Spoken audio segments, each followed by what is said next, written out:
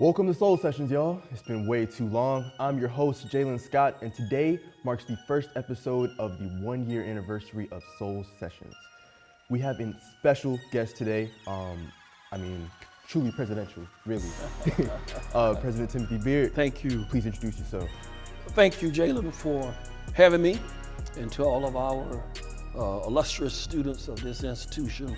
Again, my name is Dr. Tim Beard. I'm the interim president here at Florida Agricultural Mechanical University. I'm glad to be back home on this hill after being gone about 25 years. And it's just welcome and great to be back home. Feel welcome. Yes, sir. We're so glad to have you on the show. Yes, sir. We'd like to get started, get you comfortable on the show. We're gonna play a quick game that allows the students to see how much you know about your alma mater. Oh, God. All right, so for our hot seat, we're gonna start off with something easy. Sure. What's FAMU's motto? Excellence with caring. Absolutely. All right, how many presidents have we had at FAMU? Total or just permanent? I would say total. Total, we've had 12 permanent. I think I make the 8th interim, so 12 and 8. Last time I checked was 20. All right, that sounds good. How many students did FAMU start with? 2 instructors and 15 students. Absolutely, I remember that on my first day of orientation. 1887, October 3rd. Yes, sir. What recently did we name Ronish Way at FAMU? Theo Gibson. Yes, prominent tennis player. I think that's a very big piece of our history. That Hall of Famer, Olympic winner, gold medalist. And FAMU has been the #1 top public HBCU for how many consecutive years now? I want to say 6. Yes. One more time for North Carolina A&T. I don't know if they heard the memo. 6. 6 consecutive. All right, that was fun. Now you heard a little bit about what you know about FAMU. We're going to focus on you now. Thank you. So your upbringing and your path, how did that help influence the role you've taken now at FAMU? Part of my story is basically a story of a person who made it on broken pieces. Born the night of February the 14th, 1962, during the perhaps early stages of the segregation, or integration, may I say. And we could only go as a people to the back door even of the hospital. And my mother didn't quite make it. My parents did not have an automobile.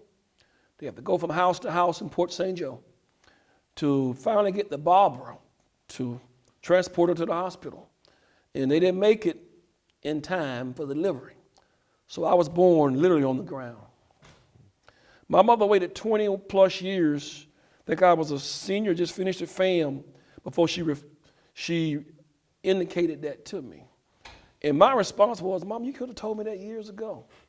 But here we are, 60 years later, 40 years later, and even though she was sleeping in her grave, when I became the president of Pasco Hernando State College in 2015, the introduction of my speech was, Mama, even though I was born on the ground, I didn't stay on the ground. Absolutely.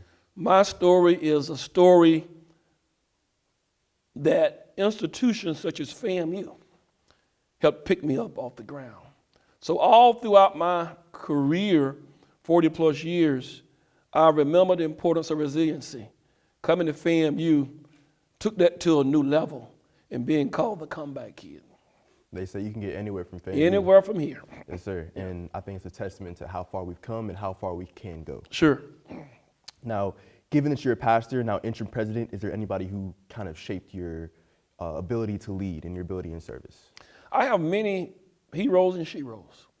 I think about people like when I was here, the great Dr. Walter Lee Smith, the 7th president, a great communicator, a man of passion, a man that demonstrated his love for FAMU. And of course, later, Dr. Frederick Humphreys, who happens to be the best friend, perhaps, of a school teacher from Apalachicola, but moved to Port St. Joe, 20 miles difference, right, to teach me. So I saw Dr. Humphreys, I saw his classmate in high school, and they exuded a level of excellence with caring that's part of me today. Yes, sir. And I know that you're deeply rooted here at FAMU as an alumni, obviously, but your family as well. Did that kind of influence your decision to come back to FAMU? Well, as you may know, I was retired after 40 years in higher education. When I left FAM back in '02, went to the University of South Alabama for 4 years, down at Pasco Hernando State College for 17, last 9 as president. So when I received that call after having a great tenure, great retirement celebration, library named after me, my thing was, I had two objectives. For my golf handicap to go down, if you're a golfer, you know what I'm talking about. Yeah, absolutely. And to learn how to play the keyboard. My mother was a musician, trained many. I'm a great student of the arts, so I love music. But when I received that call, I was on my way to do a speech at my uncle's church in Wildwood. And it was almost like a call from heaven. Part of me wanted to continue to enjoy the great time in retirement, and then there was part of me that said, this is more than just a job. This is a calling, meaning it's bigger than me. So my coming back and answering the call is not about me. It's about the positive impact I can have on generations to come that will last a lifetime. So I see this as a calling. So my coming back is beyond me. Did you see a positive reaction out of your entire family when they heard the news? It's like, all right, well, he's coming back to the heights of 7 Hills now. That's an understatement. We all, even to this day, is in a state of awe.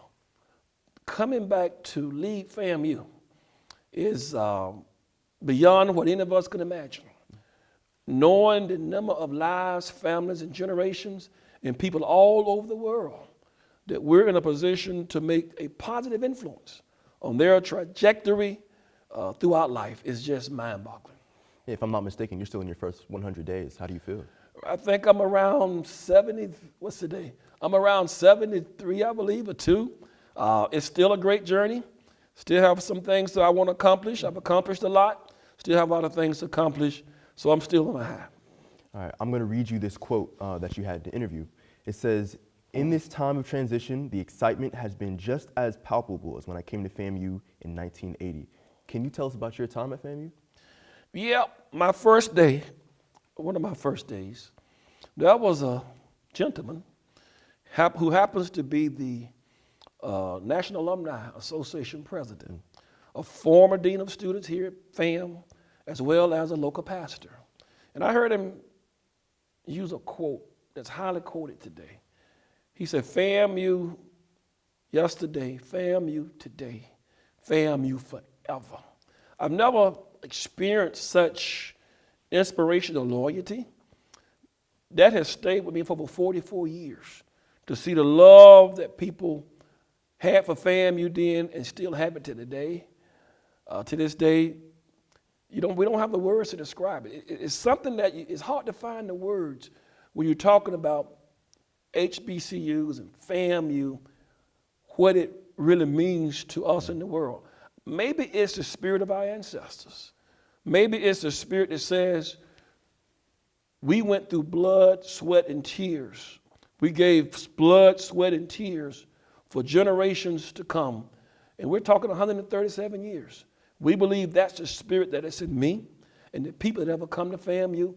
I'm still living that. I can't describe it appropriately, but maybe it's something from our ancestors. I'm in my second year, and one thing that I know for sure is that the alumni here have been staunch on making sure that you know where you came from and where you're going. And I want to know, as an alumni, where have you seen the biggest growth in our university? Well, as you may know, I was an assistant professor here. I was an administrator. In the 90s, we talked about performance measures. We needed measures to grade ourselves with. It was more seemed like of a conversation back then. But in looking at our profile, the number one HBCU, number 81 out of 1,600 institutions in this country, in the top 4%, average GPA of 3.94 for freshmen, which meant if I was Platt today, I probably wouldn't get in. So the standards of excellence from our student body is just extraordinary. But it's because of accountability. The state went, I don't know, Liam, maybe 20 years ago, and said, we're going to have a system to measure our institutions. And I will tell you, as an assistant professor, we kicked against it in 98, 99. But here we are in 2024, 25 years later, we see the payoff. So when you look at the fact that in 8 years, we've gone from a 13% 4-year graduation rate to over 40. That is huge. Absolutely. So the standards of excellence cannot be understated or minimized today versus what it was 25 years ago. To get into FAMU today, it's not easy. Absolutely not. Trust me, 22,000 applications, only 1,600 admitted. That's around, what, 7%? About so. Admit rate? That is huge. Same. Yeah. So now we're gonna play a little game. It's called Off the Record, and this game questions will be a little bit more personal. Mm-hmm. So if you're ready, we'll get right into it. Sure. Outside of your career, what's one thing you would like people to know about you? I know you kind of mentioned the golf game a little bit. You got a good stroke? Well, matter of fact, I was at a fundraiser yesterday. 2 major leaguers, both from Tallahassee, a guy named Dean Palmer, played at Florida High, and Richard Jefferson, who played at Lincoln, both drafted out of high school, and invited me to come play. And I did okay. I mean, I think I hit one between 275 and 300. But also, you may notice, I've been a born-again believer for over 40 years, 50 years. And I've been in ministry, seemed like all my life. And I'm not ashamed of the gospel. I'm here because of God. Without me, without him, there would be no me. In him I live, move, and have my being. And as I taught here as a professor, my students knew that I love God, I love people, and that's why I really try to always prescribe for excellence. Now, you mentioned the keyboard earlier as well, and you said that your mom was part of the music ministry. Musician. Yes, musician. So, you have any favorite hymns or gospel music? How old are you? I'm 19. Okay, they go way back before you. I mean, I think it's still good that because we have a wide audience, and people will still maybe know what you're talking about. Yeah, I was only kidding, but some of my favorites. I Don't Feel No Ways Tired by James Cleveland. I always love Shirley Caesar. Hold My Mule, and of course the Clark Sisters, the Winans. Of course, Aretha Franklin. Of course. I mean, she's generational. She's cross generations. That was my mom's favorite. Yes. But then more recently, I'm a big fan of Jacqueline Carr. I think she's just an anointed producer. You might have put a lot of people on to some new music Joshua out here. Rogers. I mean, I love the old and the new. Sir. Yeah. How do you unwind after a long day? I'm having to kind of go back in time, being retired for 5 or 6 months, coming to FAMU. And I will say the CEO of FAMU is like no other job because it's not, it's a calling. It keeps you connected and plugged in because you really want to help everybody. And that's part of my DNA, part of my shortcoming. You can't help everybody all the time. But I've learned that I have a massager at home, living in the president's house here. If I can get me a good football game, hopefully the Rattlers or somebody. We haven't had a good home game in, what is it now, 3-4 weeks? We'll play Jackson State this week. Yep, big one. Then we have Southern, and then we have homecoming. But I'm a big athletic fan. I'm a big sports fan. So, but sports and maybe in my massager, that's the way I kind of wind down. I got you. Are there any hidden talents you may have? Oh, Lord. We ain't gonna put you on the stand too much. We don't have to ask for a whole performance, but just so they can get to understand you. Hidden talents. I think my knowledge about sports. Okay. And history, period. I'm a big student of history. I surprise a lot of people that are older than me when I begin to talk about Howard Cosell and Kurt Gowdy, some of the former athletes like Darrell Monica, Warren Wells, Otis Taylor. These were athletes with Kansas City Chiefs and Oakland Raiders. So I used to be able to mimic Howard Cosell and Kurt Gowdy to the T. They were sportscasters. Right. Yeah. I hadn't tried in a while, but when I was 10 years old, my family members would pay me to mimic Howard Cosell in Curry County. Yeah, that's a pretty good talent to bring up at Yeah. Thanksgiving. Oh yes, oh yes. And that's when it would happen around the Thanksgiving table. Right. That was O.J. Simpson back with the Buffalo Bills.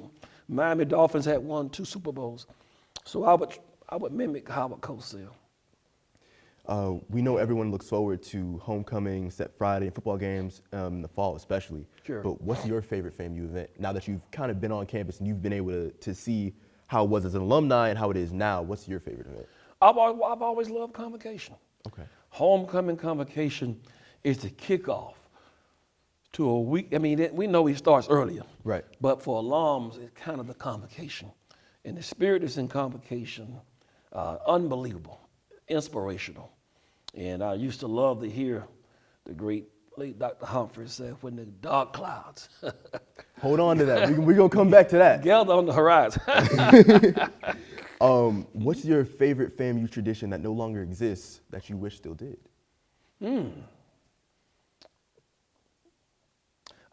I think we still have the concerts, particularly the gospel concert. I used to love for when it was on a Friday night. I think now it's like maybe Sunday. Yeah, they do it the Sunday with the Sunday brunch. And I can understand why, but I used to love it being Friday night or Saturday night. Seemed like when it's Sunday, it's kind of, people go to these services. Yeah. They're tired. But it's something about that Friday, Saturday night. It kicks off the weekend, right? Yep. All right, that was fun. How you feeling so far? Feeling great. Good. All right, we got a few more things to discuss. It's gonna get a little juicy here. You ready? All right. We know you were the president at Pasco Hernando State College. How does it feel to be a president at the HBCU level now, especially at your alma mater? It's a difference of night and day. Primarily, but a lot of commonalities. But when I became president at Pasco, I had already been vice president for 8 years. So, and there are pros and cons with that. Some of the cons, the fact that they know everything about you as an internal candidate, the good, bad, and ugly. But as an internal candidate, which you get the jobs 3 out of 10 times, you've really been battle tested. If you're selected as an internal candidate, that means that there's something special about that individual. Not just me, but there are other internal candidates. Very seldom happens. But it sends the message this person has been battle tested, and he or she knows what they're doing. So having that experience as an internal candidate, president there later for 9 years, and then coming here, when I left Pasco, everything was sugar and plums. Great celebration. My board was matured, spent enough time with them to develop them as board members. When you come into an institution like FAM, the board is still fairly young. And then you come into an institution with a great transition. Obviously, the media with the gift situation. Right. So you come into a whole different dynamic situation.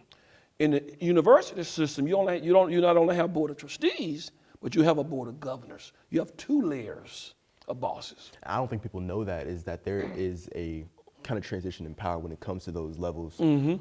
But you kind of touched on something you said earlier about when you're hired internally, you have that X factor. That's something that sets you apart from others. You've been battle tested. What would you say yours is?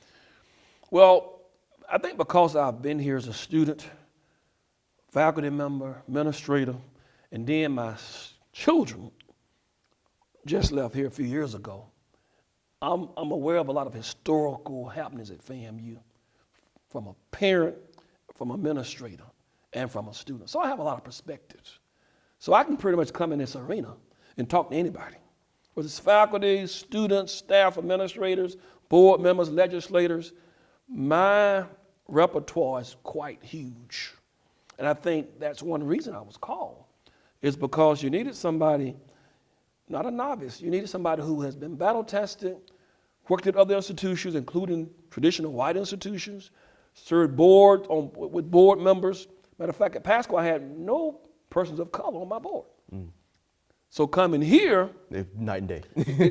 it's huge. Yeah. But this job requires that you have a multiplicity of experiences. This is no job for a novice. Because trust me, we have enough challenges. As much as we have that's great, we have a few challenges. And if you haven't been ballot tested, you may pack up your bags and say, I don't do this. For transparency's sake, we kind of touched on the transition between the state of governors and the board of trustees, the board of governors and the board of trustees. Mm-hmm. Can you kind of explain how that process works to our viewers? Yeah, FAMU has 13 board members. First of all, the faculty senate president is, by rule of statute, is automatically a board member, and the SGA president. So we need 11 more, right? Right. I think 6 appointed by the governor, confirmed by the Senate, and other 5 are appointed by the board of governors and confirmed by the Senate. That's the local board of trustees. Got it. Then there are 13 board of governor members who are appointed by the governor, who oversees all the 12 state universities. And the president must be confirmed, of course, by the local board of trustees and the board of governors. Understood. Yeah. I know that your contract is only for 12 months, especially as an interim. What would you want to serve? What would you like to do if it were longer, and if the board will allow it? Well, I'm here to make a difference. You cannot see this as a job, receiving a paycheck. If it's perceived from the president, I think you have the wrong person. You've got to perceive this as a calling that's going to help shape the policies of students who are going to go out and change the world. And there are still issues that affect our community, students of color, black and brown communities of color. So I want to make sure that our students are educated enough to deal with any issue. It's not just about coming here, getting a degree, going out and making a lot of money. I do believe you come here to learn, earn, and return. But at the end of the day, you want to go out and change the world and make it a better place than what you found. And being able to do that, as a president, I have a lot of influence in my decision making to ensure that happens. My number one priority here is student success. What does that mean? That means that our students come here, they learn, they graduate, they go out to change the world. And the way that happens, we got to make sure students are learning, and they learn by professors teaching, doing research, and service. Now, over the summer, it has been rumored you, quote, fired or accepted resignations from at least 4 senior officers. If you did let them go, could you please explain what you envision for FAMU in the next few months? Yeah. Part of the job of a new president is to listen and learn. Part of the listening is not just with your ears, but also with your eyes. And you want to come in and make sure you have a team that, put it like this, there are a number of seats on the bus. Right. Make sure the right number of seats on the bus, the right employees on the bus, and the right employees in the right seat on the bus. That's part of the job of the president. If you notice in athletics, I don't care how great of shooter you may have on that team, it's about the chemistry of that team that's going to win. And many times when we come in as CEOs and presidents, you have great employees, but you have to be able to decide what's going to be the best makeup for this team to go forward. We do this as president of FAMU. That's what I was able to do coming in. And we'll continue to look at the team and make sure the team is being productive. I think as a senior leadership level, I have 2 more hires to make for the general counsel and for the VP of advancement. As far as any more major changes, I don't see that happening within my tenure here. But as you know, in higher education, it's a changing environment. And that's the beauty of it, is that managing change allows us to become better. You spoke on the perspectives you have as a senior leadership, as a administration, as a student, as an alumni. When you were looking from the outside in, was that something that you envisioned for better change for FAMU when you looked at the board of trustees, or your senior leadership positions that you were thinking, okay, this is the direction that we can push FAMU to be better? Well, part of the process is evaluation. Most presidents new and outgoing would talk to each other. You'll get a perspective from that outgoing president. You'll talk to board members. You talk to people on the leadership team. You talk to alumni. There's always a big picture that we have to consider. You could have a great administrator, but if that administrator is coaching against the wind, trying to be productive against the wind, you have to look at that. That's what happens sometimes. In athletics, you may have the best hitter on the team, but because of other dynamics, you may want to trade this best hitter for two more players that may not be as good. Those are the kind of dynamics that go on at big institutions like FAMU is like a Fortune 500 company. A lot of dynamics. And the sure sign of being, let me put it like this, if you want to please nobody, try to please everybody. Yeah. In most cases, most effective coaches are not pleasing everybody. So what's your big picture? For FAMU, Is to become bigger and better. Bigger in the sense in that we're influencing more students, influencing more stakeholders than ever before. In order to do that, I've got to keep going and keep the momentum going that's been here before me. And I tell people this, FAMU, as far as I'm concerned, we're doing great things before I even got here. I acknowledge the fact under President Robinson's leadership that this institution really went from 102 to 81 out of 1,600 institutions. I acknowledge the fact that under his leadership, we've propelled ourselves to be the #1 HBCU. You notice I said we. We. It was we before I became president because I have a vested interest in FAMU for over 44 plus years. We need people on our team that's concerned about the we versus the me or the I. Well, speaking of the we, students have kind of been unsure about what's been going on right now, especially with us being off campus during summer break and seeing the transition of power. To alleviate some of those concerns, what do you have to say to students? Let me say this. Some things will come to a greater light in time. Anytime you have an outgoing president, interim president, potential permanent president, you're going to have probably a 3-year period of transitions. Look at transitions, at least I do it, I tell my team, as an opportunity to continue to become better. My slogan is, regardless of the level of change, bloom where you are planted. If you bloom where you're planted, it doesn't matter who comes and who goes. Somebody's going to notice your growth and pluck you. This is what I preach to employees and I preach to students. Excel at whoever's in charge. It doesn't matter who's in charge in a sense. If you are blooming and doing the best that you can do, you're going to make a difference. But I would say FAMU has what we call a boldly striking strategic plan. That plan started in 22 and it's going to 27. It was approved by the Board of Trustees and is tied to our accountability plan from 22 to 27, which was approved by the Board of Governors. So our accountability plan, our strategic plan are attached, connected. So the vision is already here, which is student success. My job is to make sure that momentum continues, not just number 81, but maybe top 50, maybe top 25. That's not going to change. We may have different people on the bus trying to help it to change faster, but we're not going backwards. And that's my message to students. We can't go back. It's FAMU forward and FAMU forever, and I added no excuses. What you can expect from me is somebody who's positive. I don't mind taking lemons and making lemonade. That's been the history of FAMU. That won't change. So we need somebody who's positive, that can look at a situation and don't look at the negative, even though it may be there, but look at the opportunities that we can create in the midst of chaos.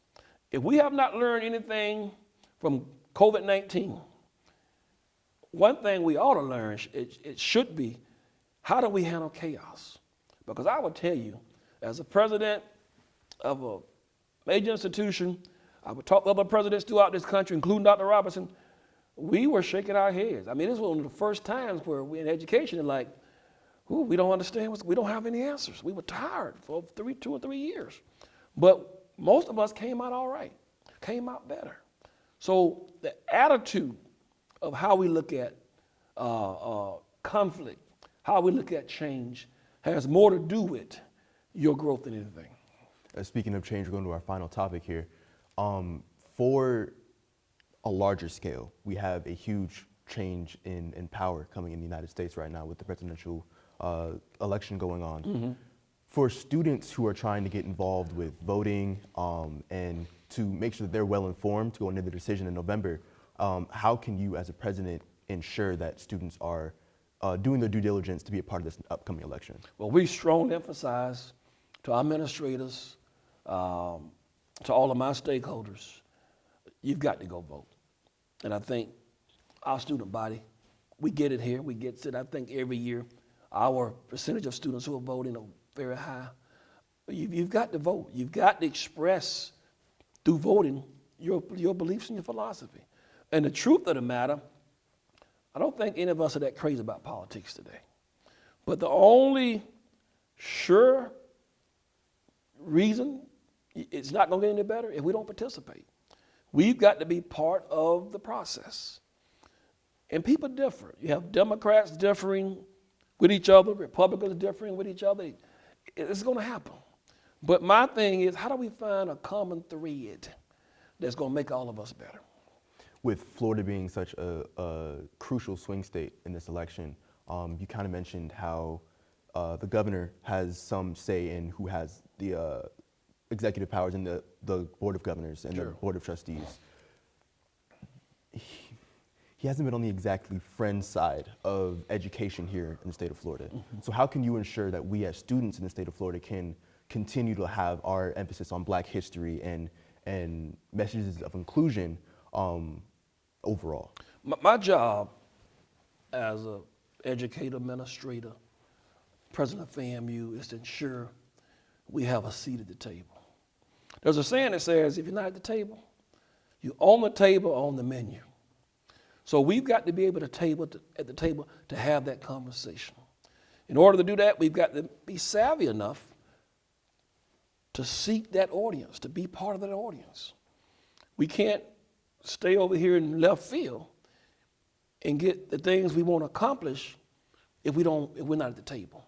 So my job, number one, I need to be at the table, have a seat at the table, and have an audience so I can educate those who differ with me about DEI. My job is to help educate them, not to fight them, not to talk about them, but to educate them. I've learned if you talk to people, they may be able to see things like you see them. And there will be some differences. My generation probably would not agree with everything that your generation may say or believe. But I can at least give you some examples where it's worked for me and maybe give you my side of the story. And perhaps you may say, I never thought about it like that. So my job is to be at that table with our legislators, with our governor, whoever the president may be. I want to be at the table. I think you kind of touched on it here. You said that there's a difference in our generation, obviously. And now with our generation, this is our first time being able to vote. I'm only 19, so legally, I'm not. It's my first time being able to vote. There is a difference between our two generations, and some of these issues are ones that are going to affect us going forward. So how do we promote these conversations, and what's your opinion on policies like gun control or DEI? Well, gun control, I believe in the First Amendment. I think we ought to have the right to bear arms, but I think we have to be careful with that because, let's face it, nations who seem to have the ability to get guns, they don't have the level of crime that we have. And I've always kind of shook my head at that. So is it really the problem of having guns, or is there another problem with perhaps mental health issues? In most cases, I would say probably a combination of both. But you have to be able to manage that, talk about that. I'm not a proponent of violence by no means. I tend to think that perhaps we may be better off with not having so many guns. Because obviously is not working for America. Yes, I agree. I want to touch on the DEI issue as well. Well, I'm a student of history. I don't think we ought to forget the past, but we can't live in it. And what I mean by that, do we hold on to emotions, anger, or whatever, because what happened to us? We can, but to me, I think that's counterproductive. But should we talk about it? For sure. I mean, it happened. In terms of teaching it, can we teach it in a neutral way where we don't come across as being biased? I think that's the big issue. And I think governmental leaders think perhaps it can't be done. I was a professor. I was able to do it. I taught hundreds of theories in psychology. Did I agree with them all? No. Did I teach in a way where I was neutral? Yes, I did. Did I have my own beliefs? I'm a Christian believer. I believe that we didn't come from an ape. I believe that God created Adam and Eve. I don't think we came out of the water. The Darwinism theory taught that.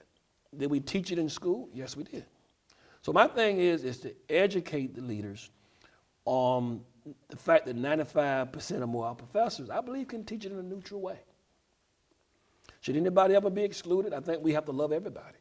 I don't think you can, being a Christian born-again believer, said that we have to treat people unfairly because of what they say or do.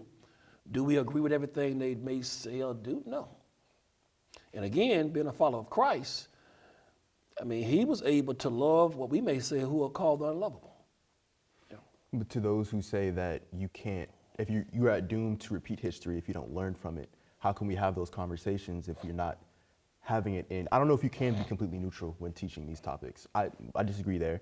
But overall, if those who are not learning from history are doomed to repeat it. Yeah. So in the state of Florida, do you feel like there can be a conversation that's had that's still productive, but no longer biased? We have to be able to, we can't have a conversation about it. I just think that we lock ourselves in a box.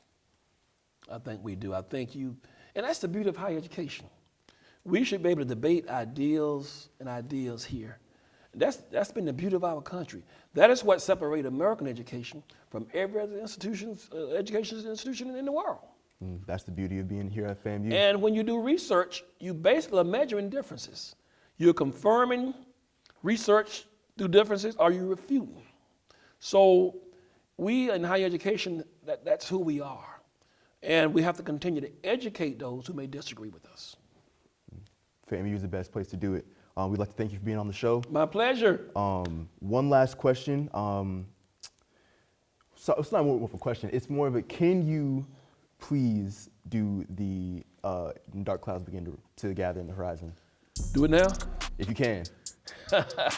Well, in life we go through many things. Sometimes we're up, sometimes we're down. But remember, when dark clouds gather on the horizon, when thunder and lightning pierce the sky, when the faith in the hour of a fallen realm is nothing but a glare, and hope is a lost friend, when the sinews of the chest grow weary from those hard-charging linebackers, and when the legs grow tired from those hard-charging running backs, we must always remember that the rattlers will strike, and strike again. Thank you, sir. Thank you so much for being on the It's show. my pleasure. Thank you guys for joining us here on Soul Sessions. Please like and subscribe. We'll see you on the next episode. Thank you. Go Rattlers. Let's continue to strike.